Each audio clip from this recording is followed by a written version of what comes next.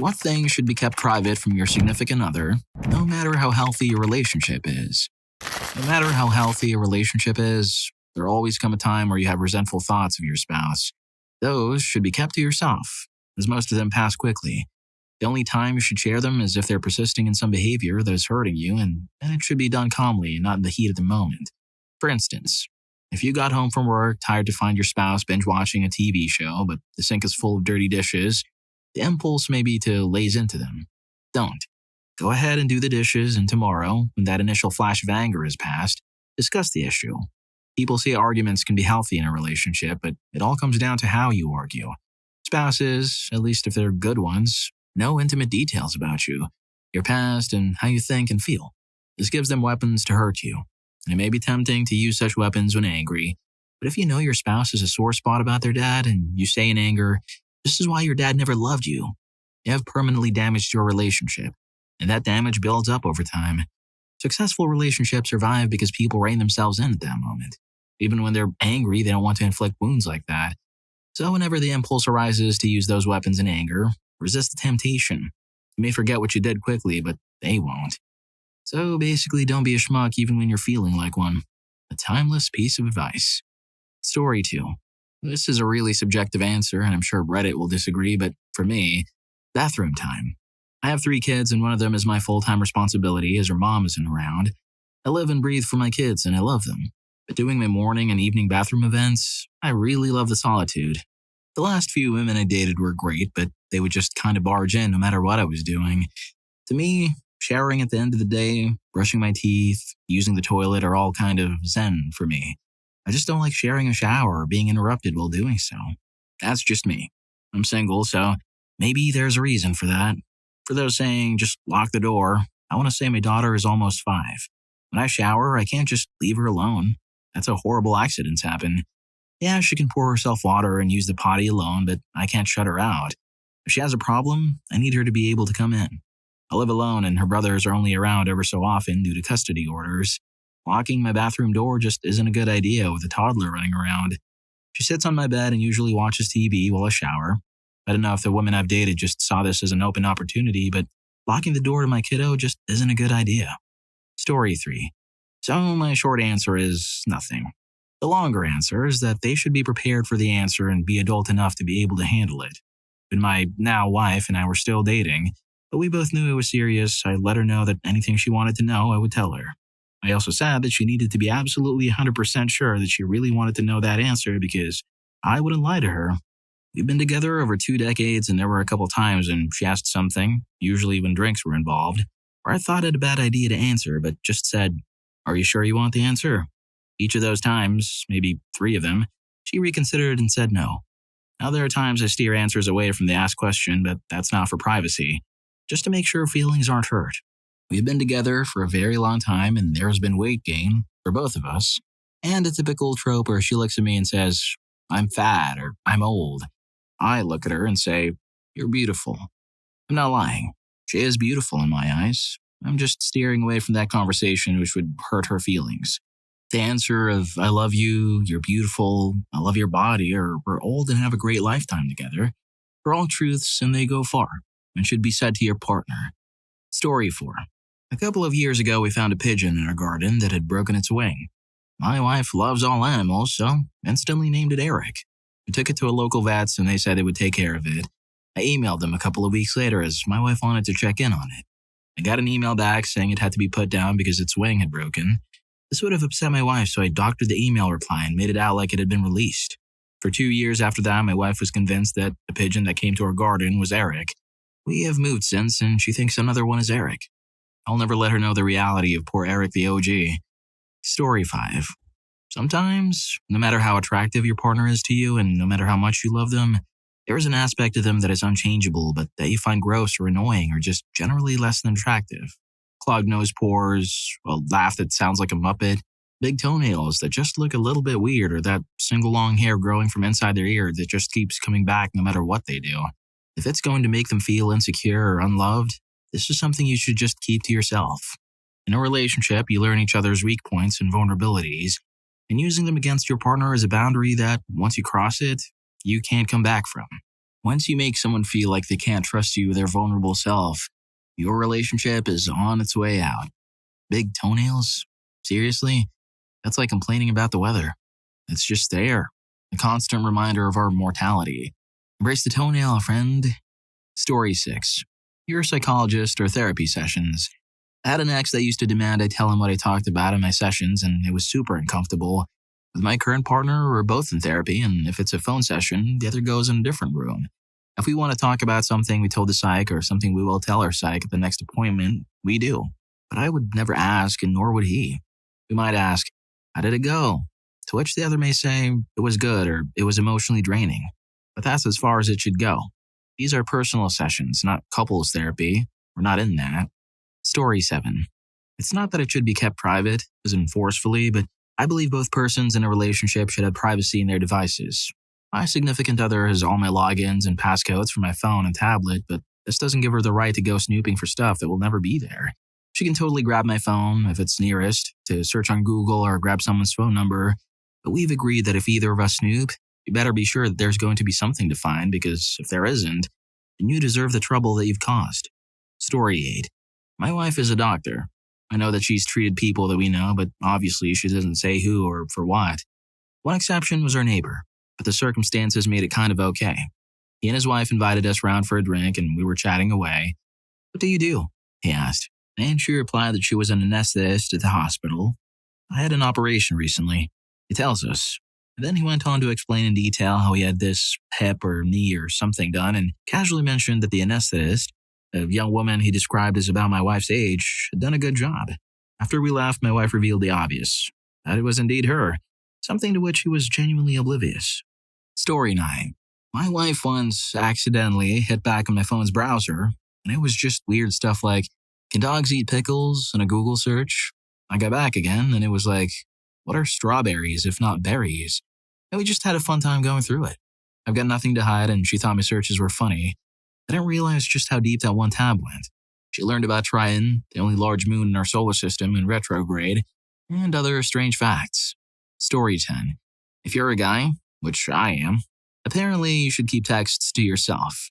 I have a subordinate at work, girl, who is nonstop trying to text with me. I told my wife about it because, while I don't engage with this chick, I'm genuinely worried that if I anger her off, she'll make up some lie about me and go to my boss. It's a really helpless position to be in, and since my wife likes to go through my phone, I told her about it ahead of time. Turns out in her mind, I must have done something to give the impression. Basically the male version of, shouldn't dress like that.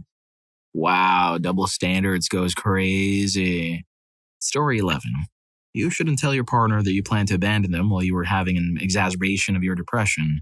My husband told me once that when he was very depressed, he planned to leave in the night and drive to another random state and never tell me anything. He honestly felt that would be better for me, apparently. He says I shouldn't feel any type of way about it because he was sick. I say, how can I depend on you as a partner knowing this? This is something you tell a therapist. Now I have a partner who might just get sad one day and decide he should punish himself by disappearing, and I'd be completely doomed. Story 12. Okay, here we go.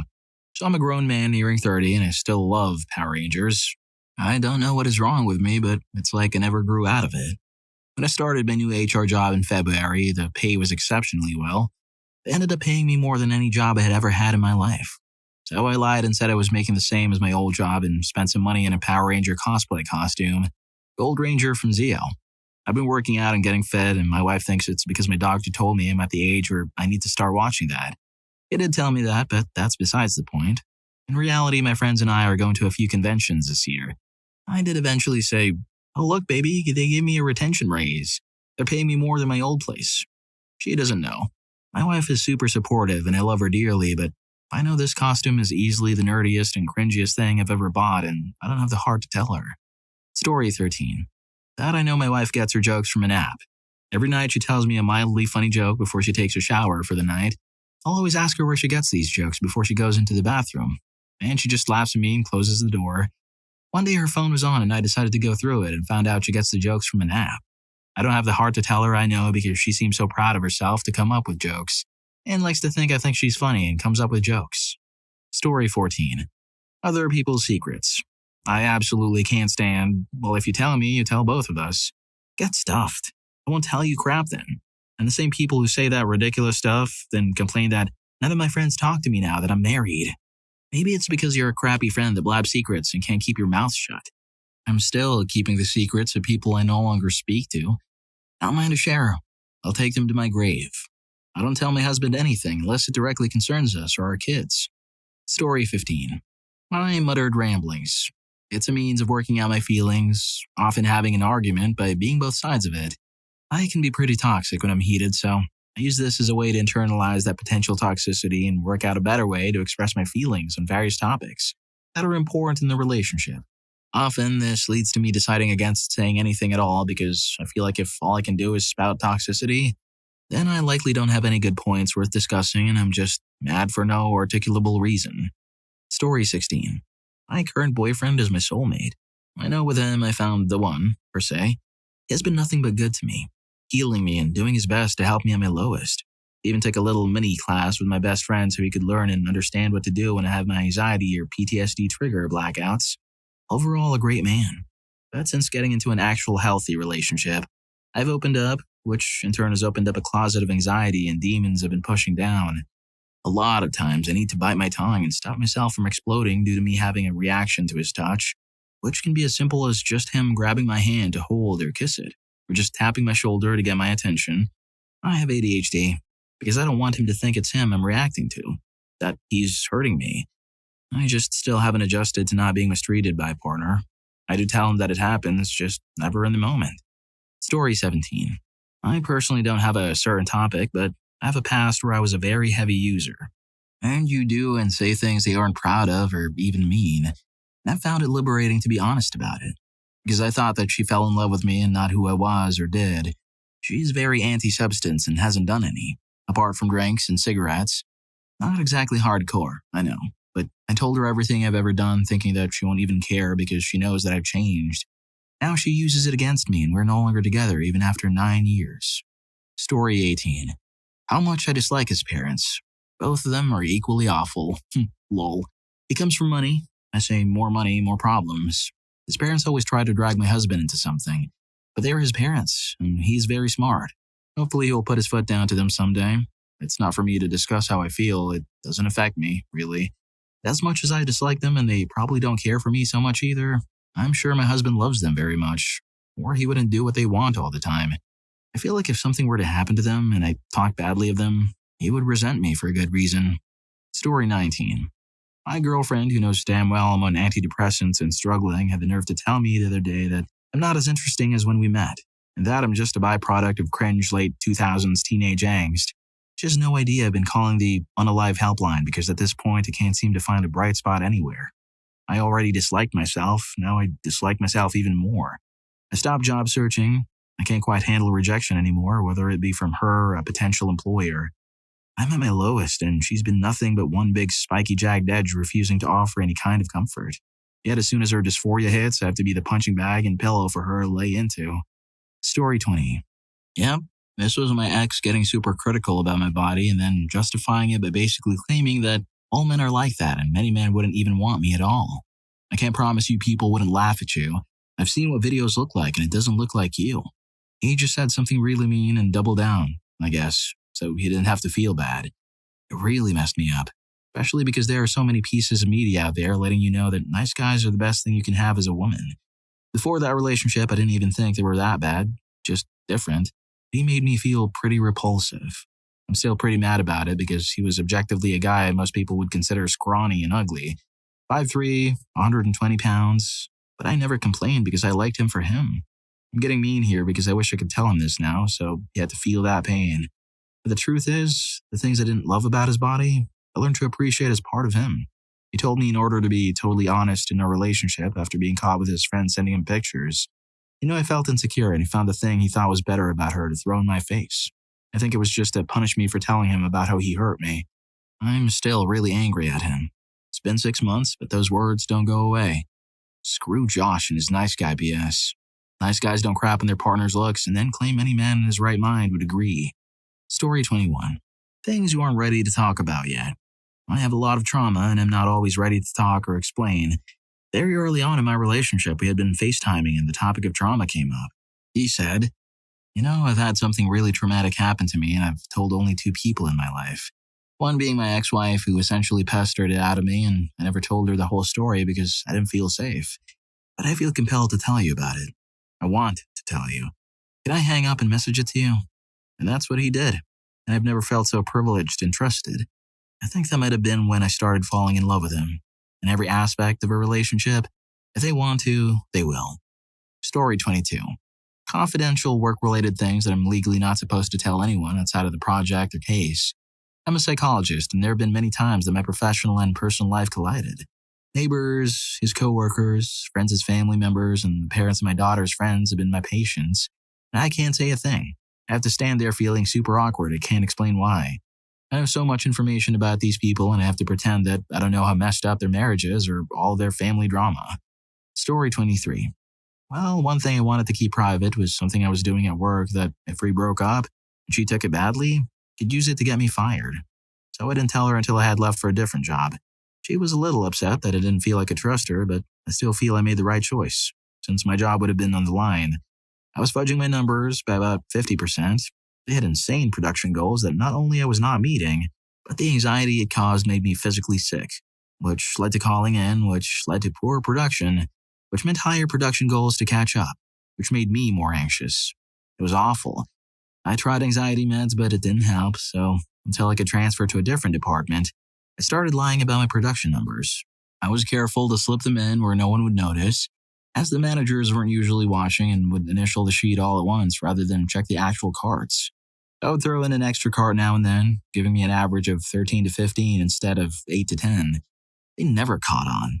They even praised us because our sales numbers were only made possible by our stellar production, which I knew was complete BS, because a third of my numbers weren't real, so no, production did not equal more sales. Then I transferred to being a forklift driver instead, and the anxiety was gone. I loved organizing the warehouse, helping others get the materials they needed for the job. It was awesome. Sadly, the pay wasn't, so I did eventually have to leave. Story 24. My wife's stepdad told me in private that he was told by her mom that she, my wife, was a product of mistreatment by her biological father. That tormented me for a couple of years because I didn't know what to do with it. During that time, my wife was struggling with her relationship with her mom. She just never felt like her mom loved her, but instead hated her for some reason. I decided to tell her what I'd been told. Now I struggle with the fact that she now knows that, but she hasn't brought that up with her mom to find out if it's true or to talk about it. Story 25. Details about previous intimate experiences. I was a little insecure about my size and my skill as a lover because my first wife left me for someone else, and in the last year of our relationship, she was annoyed and irritable in bed. I felt I just couldn't please her. Discovering she had an affair didn't help. When I finally remarried, my new wife asked me if I ever tried it in the back, and I said no. And I made the mistake of asking her if she did. She told me that she had done it lots with her ex so much she was worried she was going to be incontinent. This was a guy who was a real winner when it came to getting women. I knew 5 different women who slept with him and 2 who had cancellations because of him. After she told me this detail, I felt sick, like I was a loser and would never be good enough. I hated myself for being insecure and envied guys like her ex who didn't have my self-hatred. If you're enjoying the video, don't forget to hit that subscribe and like button for more videos like this. Story 26. How I really feel about the termination we had. My wife once got pregnant by accident. I wanted to have the baby, but she didn't want more kids. I tried to convince her without pressuring her that we could manage one more kid, but she was adamant. So we went through with it, and I was with her through the whole process, but there is a small part of me that passed away that day. Story 27. My dad made a comment that stuck with me when I was a kid. My mom had made dinner and I didn't like it, so I was complaining about the food and my mom got upset. I was like 5 or 6. Later on, my dad sat me down and said, "Someday, you'll have a girlfriend or a wife, and if you want her to be happy, never complain about the food she cooked for you. Even if you hated it, just smile and eat." Story 28. The only thing I've kept from my husband was that I knew exactly when he was going to propose. He left a to-do list on his desk and I saw a pick-up ring on it. We'd been talking about marriage and our future for a while, but when it's on your vacation packing list, kinda gives it away. I'll never tell him. He loves telling the story about how I was completely surprised. Story 29. That the big stick she ran over the other day was actually a cat that ran out into the road. I watched in slow-motion horror as this cat came out of nowhere in front of our car without giving us any time to react. She even thought it might have been a cat, but I had to lie about it being just a stick because she would have had a true breakdown if she knew. I was actually pretty depressed about it for a week or so, but it was a burden that I was willing to bear alone so that she wouldn't have to. Story 30. First anniversary gifts, or any gifts really. It's tricky receiving stuff in the mail, especially packages, without them either finding out and getting curious or them finding the item later. I got my stuff delivered to my neighbor who knew it was coming, and I retrieved it from her when my wife wasn't here one day. But I brought it into our apartment so I know I have it and know where it is. I just don't know how good my hiding spot is. If my wife decides to go in a deep cleaning or organizing frenzy one day, it could be bad. Another couple weeks though, and it will all be worth it. Story 31. Text messages and access to each other's social media accounts. My best friend does this with his girlfriend, and it causes a lot of issues as she has turned out to be incredibly controlling, threatening to leave him if he doesn't share every message he sends and receives. I'm worried about losing him, as if it doesn't stop, I will have no choice but to stop messaging him ever, because I don't want his girlfriend snooping. Story 32. Maybe unpopular and definitely coming from experience. Talks with friends about relationships when things are not going well. The boyfriend of my friend had a terrible reaction to something that was his own fault, and my friend cried and suffered because he was angry with her. We talked together, and of our group of 4, 2 of us told her this was not the first time and that he was being dumb and etc. A few things that were pretty red flags and whatever. Private things you talk with friends. A few weeks later, I found out he blocked me off Instagram and then from the message app. They know each other because he used to be my friend and I presented them. Turns out my friend told her boyfriend what we talked about that time.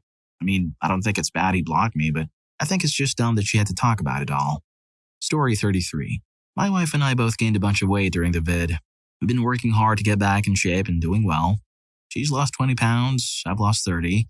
But now that I'm back at work in my physically active job, I can afford to cheat in her healthy diet occasionally. But I don't want to rub it in her face while she's working so hard. She also gets frustrated if I lose weight much faster than her.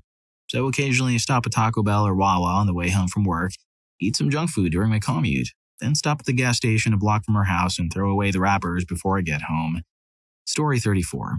I have a close female friend. We had intimacy a handful of times, 3 years before I met my wife. There's been no romantic interest between us since that time. I don't plan on ever telling my wife because I don't think it would do any good whatsoever. I didn't plan on keeping it a secret, but too much time has passed for me to tell her now. My wife and I have been together for 12 years. I've lost my V card to this friend, so it has been hard dodging the let's laugh about it first time conversation. Story 35. Don't ask me how this came up in conversation, but a pair of married friends of mine revealed that when one of them is in the shower or brushing their teeth, the other would come in and take a crap at the same time. I don't care how close you are with someone. You will never convince me that hanging around in the same room, hearing or smelling them isn't weird and gross. Lol. Story 36. If there was overlap between a previous relationship of theirs and their relationship with you, my now wife was seeing other people while we were getting started to date, but before we were exclusive. She wasn't entirely honest about her past when we got into talking about it. She brought it up to begin with. I feel I would have been better off either never knowing about the overlap at all or being told the entire truth up front. What I got instead was a partial truth about when things happened that wasn't revealed to be a half-truth until nearly a decade into our relationship, when she slipped up and said something she shouldn't have. She fought me to suppress it after letting the cat out of the bag, which only did further damage. It did a lot of damage to our relationship and felt like a massive betrayal. I felt like it rewrote our history together and ruined many otherwise happy memories of the weeks leading up to the start of our relationship, because she had been intentionally dishonest about the time frames around that time period. Finding out about that made me question what else she might have been dishonest about. I've since repaired much of the damage from all that in therapy, but it was a long, tough road to travel. To people starting to date, I would offer 2 pieces of advice. Number 1, talking about the past can be dangerous. There needs to be a conversation before getting into talking about the past that sets up the boundaries of what to talk about and what not to talk about. Just how open about it all you each want to be needs to be established and agreed upon before ever approaching that box. Some might be fine with details, some may want to leave the past entirely in the past. Figure out where you fit in that spectrum up front and then proceed accordingly. Number 2, whatever level you decide, stick to it. What got us into trouble is we operated from a perspective of no secrets and no skeletons in the closets. I emptied mine, but she held some of hers back. Don't do that. If there's things you can't or won't talk about, then be honest about that up front and don't ever go there. Whichever choice you make, commit to it. Story 37. I will absolutely not talk about my endeavors of the past. My husband sometimes wonders why I will not do something and uses the, "How do you know if you have never tried?" Then I get angry when I say I have and that's why I don't like it. He gets upset if he knows I did something with someone else but won't with him. I will also never tell him what substances I've tried. He tends to judge me for my past, even though I'm nowhere near being that person anymore. Story 38. The exact amount of vacation time you have at work. Case in point, when I worked for GE, I traveled regularly. One of my coworkers also traveled for work, often 45 days at a time. While we got 4 weeks of vacation time per year in our roles, he told me that he enjoyed 2 of those weeks with his wife and family. He enjoyed the other 2 weeks to retreat in peace and quiet in his own. They have a healthy marriage and have been married over 30 years now. Story 39. We're both on different ends of the political spectrum, and it's definitely been toxic sometimes. I love him, but I do not understand how he could be so damn brainwashed by the right. His family's the same, and I'm sitting there rolling my eyes, but I can't say anything because it would bring on drama or arguments. I don't want that. I just wish that wasn't part of him because it's very difficult to go through life not agreeing on certain topics that impact us. It sometimes gets personal, and I almost have PTSD even talking about politics. Story 40. My good kitchen utensils. My wife uses anything to cut everything. Carrots for the bread utensil? Sure. Sandwiches with a santoku? Why not? Tomatoes with a steak utensil? Of course. Then she chucks them into the dishwasher. I can't count how many times I've asked her to stop and use the right utensil or wash by hand, so now I bought a couple good ones and they're hidden. Story 41. I've been in a relationship for 31 years. I was mistreated 2.5 years ago by someone I thought was a friend and that I liked but never in an intimate way. I was devastated. And to this day I've never told them and I hate having such a secret, but the counselor told me it would never help them if they knew, as it can put them back to where you were mentally, as they couldn't protect you. This is a hell of a secret to keep. During 2020, etc., I often cry and they can't help me even when they give me a hug. It made me question everything. Story 42. My ex-girlfriend told me she was mistreated when we broke up. We're still amazing friends, but I really wish she told me earlier. She had moments when she wouldn't let me touch her. Not even a hug or hold her hand while she was crying. It made me feel horrible and like I did something wrong. Like I said, she told me after we broke up and everything made so much more sense. I do wish I could have done something for her, but I know I'm not to blame and that I helped her incredibly by showing her not all guys are schmucks. She often tells me how thankful she is. I'm always there for her and for all the things I've done for her, respecting her and her body and never forcing anything.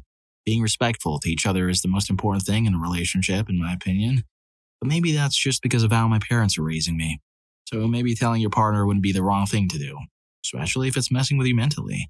If he's good to you, he'll understand that you feel bad about not telling him sooner and he'll be there for you. But I can't make this decision for you. I'm here if you need to talk. You can send me a private message whenever you want to. Just remember, you're not alone. Story 43. She doesn't need to know that I told my best friend that I loved her around the time we started dating. I was explicitly platonic. We were both there for each other in our darkest times, and she was a really good person. She gave me a call. I ditched my friends to talk to her, and she was miserable, crying and driving while a bit buzzed, and I just wanted her to be okay, and I wanted to make her feel better. That's my greatest sin. I really like to make others feel good, even though I probably shouldn't say this or that because it can be misinterpreted even if I make it very specific. I know how my girl would react and what she would think and say about it. It's just for the best that she doesn't know it because she already really didn't like her. Story 44. I think hobbies and activities that the other person isn't interested in can be kept singular. For example, my wife enjoys going to the zoo regularly. It's almost an hour drive each way and a lot of walking around. Plus, it's hot outside. I'll go occasionally, like maybe once out of every 3 or 4 trips. She's not going alone, mind you. Also, getting substances at kids' birthday parties that I don't know either parent or kid can be horrible experiences for me. The more of that stuff I can gracefully bow out of is best for our relationship. Plus, it allows me to tidy up the house, dishes, laundry, etc., without anyone distracting me. Story 45. Past partners and experiences. My ex-significant other is 50, never married and never had kids. I'm divorced and have children, so when it comes to pasts, mine is bland, whereas hers has 30 years or so of singledom. When we first started dating, she would say random things like, "The guy in the shop is into me," as he smiled and had a little chat. I said that he was carrying out customer service. Her ex had his own plane, and anytime one would fly over the house, she would be convinced it was him spying on her. She would get hammered and her mouth would just run. I found out she was sleeping with her tenant who had moved out about 6 months before us. She dated two women as a phase. She told me all her family drama with parents and siblings, and it's mental. She had two terminations with her ex. They were broken up at the time, and it was a one-night thing each time. She goes to horse racing events and would meet potential Southerners, and if they couldn't give her what she wanted, she would string them along and dump them. She would tell me about a weekend away that she and her friend went on, and in fairness, nothing hectic, just a few antics. When we were in the company of her friend and husband, they mentioned something. They passed a comment about the weekend that they got up to. Her friend obviously didn't say anything to her husband about the antics and got so much grief for saying something. I just thought that if she was telling me this, all her friends did the same with their partners. Obviously not. So yes, I'm of the opinion that we don't need to know every detail of her ex-significant other's past. Story 46. My girlfriend at the time, now wife, got mad because I had a few girls on my Facebook as friends. Girls that I've known forever that are married and have kept in touch with them for the past 20 years. Anyway, she kept asking me about them and was jealous, so after explaining myself at length a few times and getting upset myself, I ended up unfriending my wife from my Facebook. She got upset about it and I said, "What? You can't see them anymore, so what's the big deal?" We're still not Facebook friends and she no longer tries to get into my Facebook or look into any of my stuff. I don't ever want to look into her stuff either. If you start looking through your partner's phone or email for crap, is a big sign that your relationship is probably over already. Story 47. My girlfriend shared with me a journal she kept of everyone she'd ever been with that kept records of the experience. I want to be sure that everyone knows I wasn't snooping around. She thought it'd be a good idea to show me. I learned from that experience that I'm a very secure person. But it made me uncomfortable reading the logs she kept, and it definitely affected me for a few days. But I got over it and we're going on 4 years strong. My bottom line is that it's one thing to share the number of people you've slept with. That's a normal conversation to have with your significant other, but keep the details to yourself. Story 48. If it exists, I haven't found it yet. Yesterday was an incredibly vulnerable and emotional day for my significant other and I. I realized she may have gone through some ridiculously serious trauma as a young child, and when I asked, she immediately started crying and saying she could never tell anyone. After a while, she calmed down and I decided to tell her the one thing I swore to myself I would never tell anyone. A trauma so horrible and deep-rooted that nobody could ever know. And found out she had experienced the same thing. That's what her trauma was. It was the same thing I'd gone through. We've never been closer. Story 49. Conversations with your adult kids from a previous marriage. My mother remarried when I was in my late 20s. It was a quick engagement, and seems to have worked out well the past decade, so that's fantastic. I was always close with my mother, and would confide in her if I had some issues about something. Could be work, could be current events, could be personal anxieties, etc., etc. What bothered me was when I came to their home for Christmas for the first time. There were a few hours when he and I were alone in the house.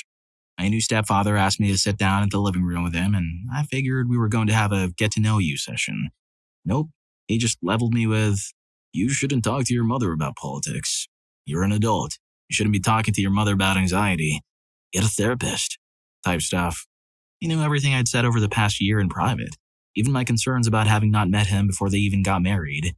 The one person I trusted the most for 30 years could no longer be trusted as a confidant. Still can be. Stings a bit. Story 50. Details on who you dated, e.g. names, pictures, etc. I told my girlfriend about my previous relationships. All of them. What made them end and everything except those details I mentioned. It's nice to tell your flaws. Be open about where you went wrong and where you were hurt by someone else. I know she's kind of insecure and curious. She proceeded to spend months bringing the subject up like, "Tell me their names. Why can't you tell me?" It was so much that yesterday I told her the names of the 4 ex-girlfriends I had and told her that I don't want to hear a word about that subject anymore. Reason I didn't want to mention was because of her insecurity. I think she's the best and hot AF, but she's skinny and likes the society patterns of beauty, and I dated completely different types of women in these 4 relationships, so I didn't want her to go snooping around photos of them and coming back to say that she thinks someone else was hotter, etc. And she said, "Are you afraid to share because they're better than me?" And I replied, "If they were better, I wouldn't have broken up." Well, if you like these stories, here's more. YouTube thinks you're going to love this. Catch you in that video.